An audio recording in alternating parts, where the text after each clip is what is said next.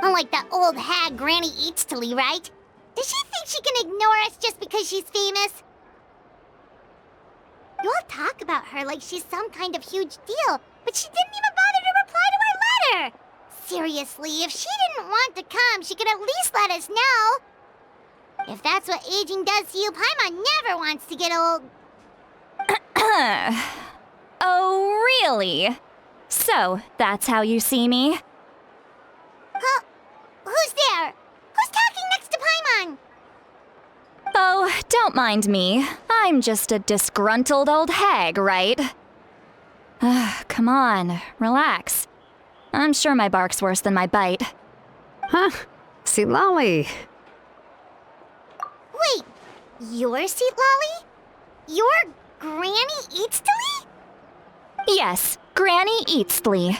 But emphasis on Citlali, not Granny. You must know this trope from light novels, surely. They use it all the time. The young man who's actually the oldest person in the room. The girl next door who turns out to be a seasoned veteran. The wise sage who looks like a little kid. Oh, wipe that look off your face! You've seriously never seen an older lady that doesn't look her age? Okay, well, don't go thinking it's a trick either. See? I'm barely wearing any makeup. Did I forget to mention, she's called Granny, but she's actually pretty young. It was an honest mistake. I guess we've just gotten used to it.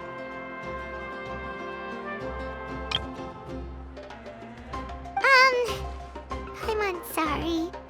So, how old are you actually? What? How dare you? Don't you know it's rude to ask a lady her age? Paimon really didn't mean to offend you, it's just that your case seems really unique. Oh, Paimon just wanted to apologize, but now she's putting more and more of her foot in her mouth. Really, Paimon just got a little mad since we thought, well, you were gonna leave us out to dry. It was my idea to invite you here, Citlali. So if you're upset, you can just take it out on me. All right. I was only joking. I didn't mean to chastise anyone. There's really no need to take all this so seriously. If anything, I'm gonna feel awkward if we keep this going. I received Kenichi's letter and was planning to attend this meeting. Since I had already decided to come, I figured there was no need to draft a reply that simply said, "Understood." Besides, just showing up is the most important part. No? But, of course... It's also natural for people to get held up by one thing or another as they're trying to leave the house. It certainly was a bit awkward to see that everyone else had arrived before me.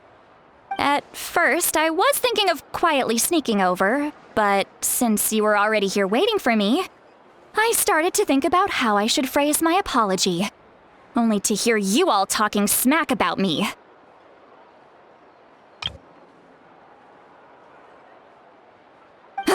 Anyway, that's the whole story. Honestly, it's not like I owed you an explanation anyway.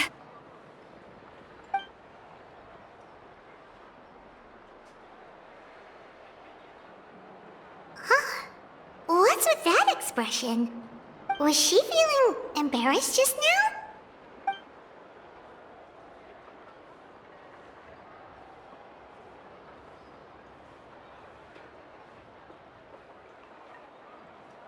When the Masters of the Night Wind say they struggle dealing with her, I wonder if the feeling is mutual. She seems to be pretty awkward herself. Everything she does and says seems a little forced. Anyway, xilonen, I heard that you require my help in crafting an ancient name. Correct. The situation isn't like anything we've handled before. I see. So mauvika has asked you to forge an ancient name for an outlander. Well, that would be a first. And you've also heard all about Ororon. I must say, he's always been a good kid. I can't see him joining the Fatui of his own volition. He must have been coerced somehow. Yeah, that's what we came here to ask you. We'll help bring Ororon back if you help us solve the problems of forging the ancient name. What do you think? I suppose I'll just call you Traveler for now. Traveler, come here. Let me take a good look at you.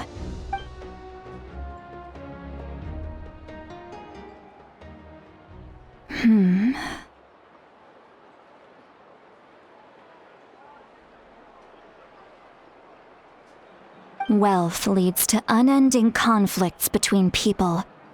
Yet you alone transcend the value of gold. Baleful thunder and wrathful waves bring terror to mortal hearts.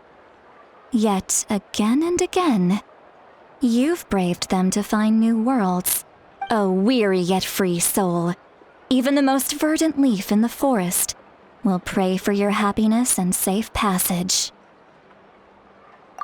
Those are all the things that I could see in you.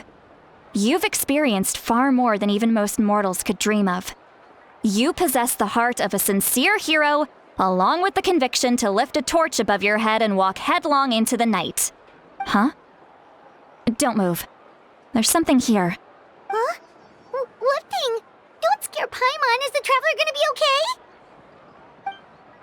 Shoo!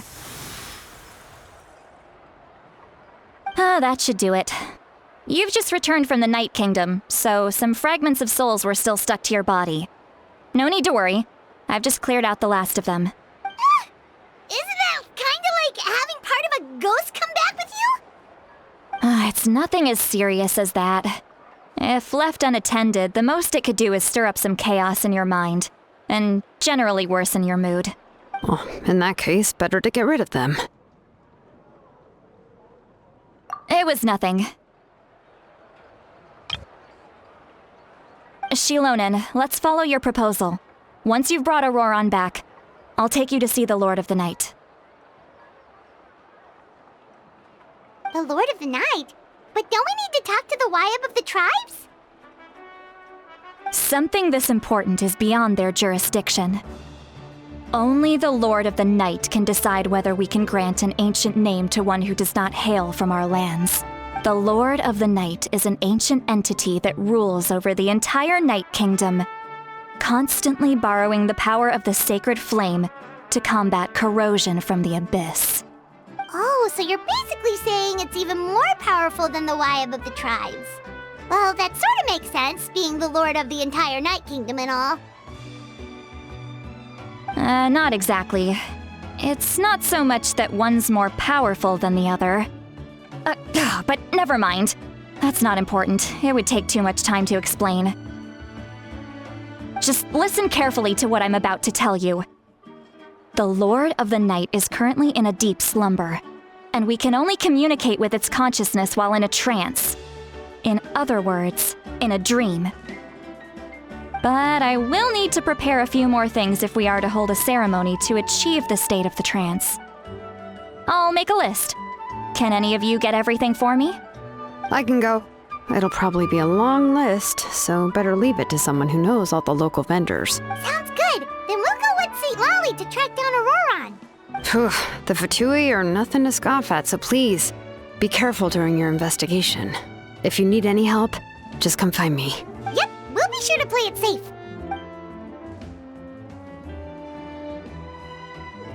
All right, now it's time for us to catch that brat and bring him back. I'm sorry I made you wait earlier. It was actually because I decided to swing by Ororon's place to look for clues. He has always lived alone, and I found a broken jar in his house. There was also something off about his phlogiston aphids, which I assume is because their keeper has been gone for quite some time. And interestingly enough, I saw some slash marks in the house that did not match any of our local weapons. My guess is they were left by Snezhnayan arms. Oh, sounds like the Fatui broke into his house and took him hostage. But why would they kidnap a kid who just spends his days living in the country and raising aphids?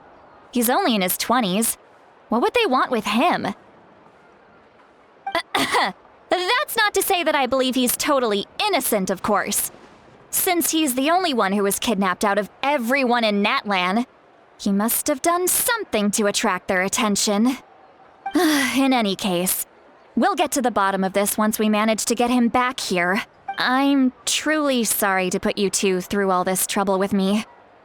But please help me get him back. You can count on us! All right, then let's start by heading to where Ororon was seen last.